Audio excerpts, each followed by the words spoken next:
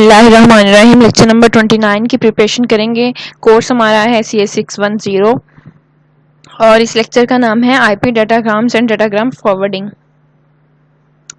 इसमें सबसे पहले कनेक्शनलेस सर्विस की जो है वो उसको डिस्कस करेंगे।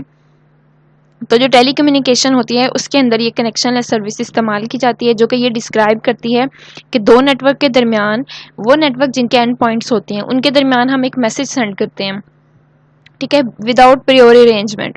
ठीक है, दो नेटवर्क होते हैं उनके दरमियान हम एक मैसेज सेंड करते हैं विदाउट प्रियोर अरेंजमेंट, तो इसको हम कहते हैं कनेक्शनलेस सर्विस। यहाँ पे आईपी जो है वो इंटरनेट प्रोटोकॉल को शो कर रहा है और डाटाग्राम जो है वो यूडीपी को शो करा रहा है, यानी कि ये दो स्टैंड्स हैं। ठीक है, दो स्टैंड्स हैं, ये आपने याद रखने हैं और कनेक्शनलेस सर्विस याद नहीं। अब इसको पढ़ें, देखिए। Connectionless describes communication between two networks endpoints in which a message can be sent from one endpoint to another without prior arrangement। यही मैंने आपको बताया कि दो नेटवर्क एंड पॉइंट्स वाले होते हैं, उनके दरमियान एक मैसेज सेंड करवाया जाता है विदाउट प्रियोर अरेंजमेंट, तो इसको हम कहते हैं कनेक्शनलेस सर्विस। आईपी से इंटरनेट प्रोटोकॉल होता है और यूडीपी से डाटाग्राम प्रोटोकॉल। नेक्स्ट जो है वो transport protocols use this connectionless service to provide, कि ट्रांसपोर्ट प्रोटोकॉल जो होती है वो कनेक्शनलेस सर्विस को यूज करते हुए क्या हमें प्रोवाइड करती है, दो चीजें करती है। एक यूडीपी जिसको हम कहते हैं कनेक्शनलेस डाटा डिलीवरी, दूसरी होती है TCP connectionless oriented data delivery. अब ये आपको एमसीक्यूज में आ सकता है कि जो ट्रांसपोर्ट प्रोटोकॉल है वो कनेक्शनलेस सर्विस को इस्तेमाल करते हुए क्या हमें प्रोवाइड करती है, तो ये दो ऑप्शंस आपने खुद लिखने होंगे, यूडीपी और इसका स्टैंड, टीसीपी और इसका स्टैंड, ये जो स्टैंड मेंशन किया हुआ है। वर्चुअल पैकेट्स क्या होते हैं? वर्चुअल पैकेट अलग से और डाटाग्राम अलग से लेसन में दिए हुए थे, लेकिन यहाँ पे मैंने इन दोनों का कंपैरिजन कर दिया है जिससे आप इन दोनों को इजीली अंडरस्टैंड कर सकते हैं। वर्चुअल सर्किट में क्या होता है कि network can provide sequencing and error control. क्या होता है वर्चुअल नेटवर्क में? पहले ही देखें, सीक्वेंस होता है, यानी सीक्वेंस यानी 1 2 3 4 एक अरेंजमेंट के साथ जो है ये नेटवर्क जो है फैसिलिटेट करता है, और इसके अंदर अगर कोई एरर आ जाए तो उनको कंट्रोल करता है। दूसरी देखें, packets are forwarded more quickly. जो पैकेट होते हैं वो जो है जल्दी से और विद इन टाइम और क्विकली जो है फॉरवर्ड हो जाते हैं, यानी उनमें कोई डिस्टर्बेंस या उनमें कोई एरर नहीं आता। No routing decisions to make, तो राउटिंग का कोई डिसीजन इसमें नहीं किया जाता है और ये लेस रिलायबल होते हैं। और इनकी डिसएडवांटेजेस ये है कि loss of a node loses all circuits through that node. उन्होंने कहा है कि अगर एक नोड जो है वो लॉस हो जाए तो इसका मतलब होता है कि सारे सर्किट्स जो हैं वो लूज हो जाएंगे। ठीक है जी, ये है वर्चुअल सर्किट। वर्चुअल सर्किट में फिर से आपको बता दूं कि एक सीक्वेंसिंग होती है नेटवर्क के अंदर, एरर कंट्रोल होता है, उसके अलावा पैकेट जो होते हैं वो इजीली और विद इन टाइम फॉरवर्ड हो जाते हैं, इनके अंदर राउटिंग डिसीजन बिल्कुल नहीं होता। और इनकी डिसएडवांटेजेस ये है कि ये लेस रिलायबल होते हैं, कि अगर एक नोड जो है इनके अंदर लॉस हो जाए उसका, तो वो पूरा नेटवर्क जो है वो के अंदर वो जो नोड है वो लॉस हो जाती है। डाटाग्राम में देखें, अगर उसके ब्रक्स, वर्चुअल पैकेट्स के ब्रक्स, तो इसमें नो कॉल सेटअप फेस होता है, बेटर इफ फ्यू पैकेट्स, यानी कि इसमें कॉल का सेटअप बिल्कुल नहीं होता। दूसरा, बेटर इफ फ्यू पैकेट्स, यानी कि अगर थोड़े पैकेट्स हों तो ये बेटर है, अगर ज़्यादा हों तो ये बेटर नहीं है। अब इसकी एडवांटेजेस ये है कि ये मोर फ्लेक्सिबल होते हैं।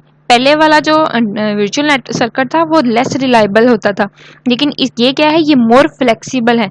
Routing can be use to avoid congested parts of the network. तो ये आपने नोट करना है कि जो इसके अंदर राउटिंग है वो अवॉइड करती है कंजेस्टेड पार्ट्स को नेटवर्क के अंदर। ठीक है जी, अगली स्लाइड पे चलते हैं।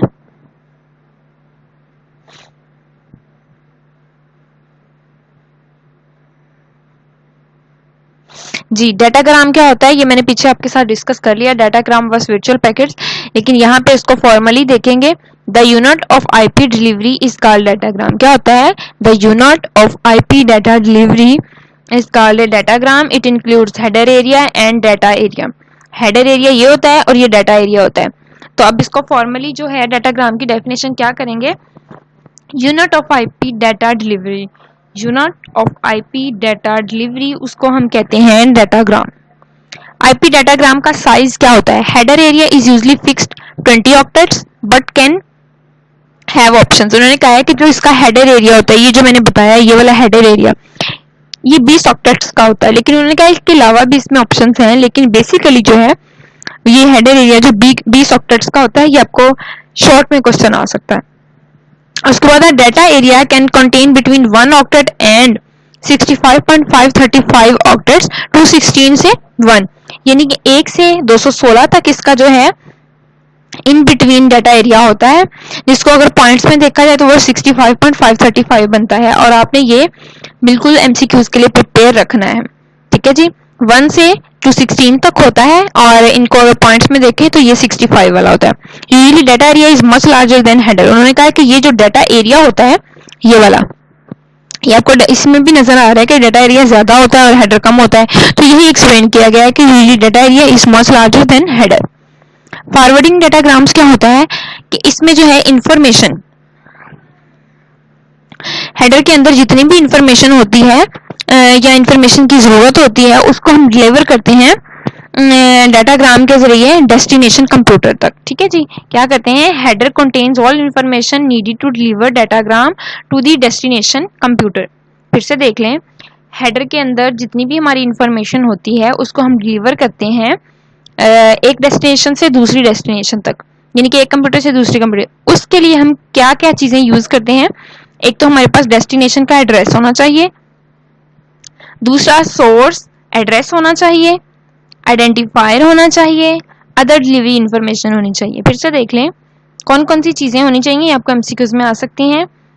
तो ये होती है डेस्टिनेशन एड्रेस, यानी जहां पे हमने अपनी चीज पहुंचानी है। सोर्स एड्रेस, सोर्स का मतलब है कोई ऐसा सोर्स जिसके जरिए हमने ये पहुंचानी है, ठीक है। जैसे कि आपने जो किसी को गिफ्ट देना है, तो गिफ्ट देने के लिए एक जगह है जहां आपका गिफ्ट पहुंचना चाहिए। दूसरा, आपके पास एक सोर्स होना चाहिए जिसको आपने गिफ्ट देना है कि भाई ये बंदा उसको पहुंचा दे, यानी पोस्टमैन और डेस्टिनेशन उस बंदे की जहां गिफ्ट पहुंचना है। आइडेंटिफायर क्या है, आइडेंटिफायर ये है कि जब उस बंदे को पहुंच गया है आपका, वो आपको टेक्स्ट कर रहा है कि जी मुझे ये चीज मिली है, या वो बताता है आपको, तो ये आइडेंटिफिकेशन हो गई कि जी हाँ उसको चीज पहुंच गई। अदर डिलीवरी इंफॉर्मेशन क्या होती है कि जो भी आपने अपना पार्सल जब डिलीवर करना है तो अपनी इंफॉर्मेशन देनी है, उस बंदे की इंफॉर्मेशन देनी है। तो इस एग्जांपल को सामने रख के आप इसको फॉरवर्डिंग डाटाग्राम्स को अंडरस्टैंड कर सकते हैं और ये पॉइंट्स अपने पास से खुद लिख सकते हैं, ठीक है जी। उसके बाद मेरी रिक्वेस्ट है, please like share and subscribe my channel. Thanks for watching this video. जज़ाकल्लाहु खैर।